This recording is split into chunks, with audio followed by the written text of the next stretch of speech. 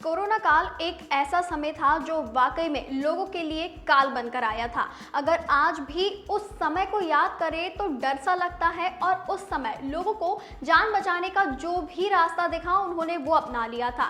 यानी लोगों ने कोरोना वायरस से लड़ने के लिए वैक्सीन लगवाई। लेकिन अब कोरोना तो चला गया है, मगर वैक्सीन के नाम से अब विवाद खड़ा हो चुका है।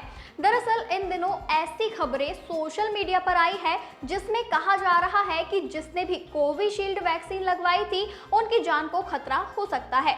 लेकिन इस खबर के बाद अब एक और खबर ट्रेंड में है और वो है कोवैक्सीन लगवाने वालों के लिए। जी हाँ, मतलब कि दोनों ही वैक्सीन कहीं ना कहीं सेफ नहीं है। तो चलिए आज इस रिपोर्ट में हम खुलासा करते हैं कि इन खबरों के पीछे की सच्चाई आखिर क्या है। पिछले दिनों ब्रिटिश फार्मा कंपनी एस्ट्राजेनेका के एक खुलासे के बाद कोरोना वैक्सीन की काफी चर्चा हो रही है। एस्ट्राजेनेका ने कोर्ट में माना है कि कोविशील्ड दुर्लभ मामलों में थ्रोम्बोसाइटोपेनिया सिंड्रोम के साथ थ्रोम्बोसिस का कारण बन सकता है। इससे खून के थक्के बन सकते हैं और प्लेटलेट काउंट कम हो सकता है। इसी के साथ कई गंभीर मामलों में यह स्ट्रोक और हार्ट अटैक का कारण भी बन सकता है। वैसे भी इन दिनों लोगों को काफ़ी ज़्यादा हार्ट अटैक आ रहा हो, वो चाहे स्कूल में पढ़ता हुआ कोई बच्चा हो या फिर कोई बुजुर्ग हो। वहीं लोगों का मानना है कि जब से उन्होंने वैक्सीन लगवाई है तभी से ऐसा हो रहा होगा। वहीं इस खुलासे के बाद भारत में भी इसकी चर्चाएं शुरू हो गई। एस्ट्राजेनेका का जो फॉर्मूला था उसी से भारत में सीरम इंस्टीट्यूट ऑफ इंडिया ने कोविशील्ड वैक्सीन बनाई। भारत में कोरोना के वक्त कोवैक्सीन और कोविशील्ड दो टीके प्रमुख तौर पर लगे। इसी के साथ बता दें कि कोविशील्ड के बाद अब कोवैक्सीन के साइड इफेक्ट को लेकर एक स्टडी सामने आ चुकी है। बताते चले कि स्प्रिंगर लिंक पर प्रकाशित एक रिपोर्ट में कहा गया है कि महिला किशोरों और जिन लोगों को पहले कभी एलर्जी हुई है उनमें कोवैक्सीन लेने के बाद एसएसआई होने का खतरा ज्यादा है। बता दें कि भारत बायोटेक की कोविड-19 वैक्सीन कोवैक्सीन के साइड इफेक्ट्स पर की एक स्टडी में 1/3 प्रतिभागियों में कुछ खास तरह की प्रतिक्रियाएं यानी एईएसआई देखी गई, जैसे कि स्प्रिंगर लिंक पर प्रकाशित रिपोर्ट में बताया गया है। रिपोर्ट के अनुसार शोधकर्ताओं ने पाया कि महिला किशोरों और जिन लोगों को पहले कभी एलर्जी हुई है उनमें कोवैक्सीन लेने के बाद एईएसआई होने का खतरा ज्यादा है।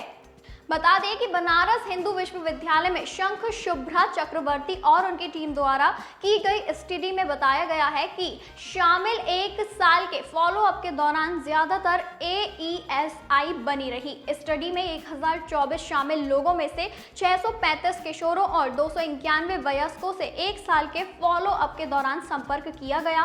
स्टडी में पाया गया है कि 304 किशोरों और 124 वयस्कों में ऊपरी श्वसन तंत्र में संक्रमण की सूचना मिली है। इस स्टडी में यह भी पाया गया है कि 4.6% महिला प्रतिभागियों को मासिक धर्म से जुड़ी समस्याएं हुई है। 2.7% प्रतिभागियों में आंखों से जुड़ी समस्याएं देखी गई और 0.6% में थायराइड की कमी पाई गई है। इसके अलावा स्टडी में लोगों का यह समस्याएं भी हुई है।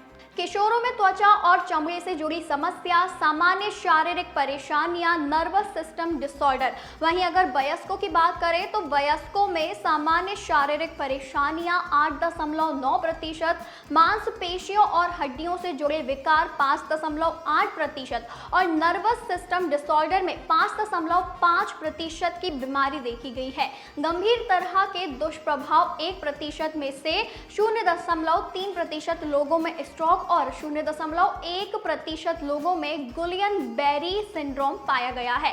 स्टडी के अनुसार किशोरों, महिलाओं और जिन लोगों को पहले कभी एलर्जी हुई है उनमें एईएसआई होने का खतरा थोड़ा सा ज्यादा है। स्टडी में यह भी पाया गया है कि जिन वयस्कों को कोई अन्य बीमारी थी उनमें भी एईएसआई होने और बने रहने का खतरा 2 गुना से ज्यादा था।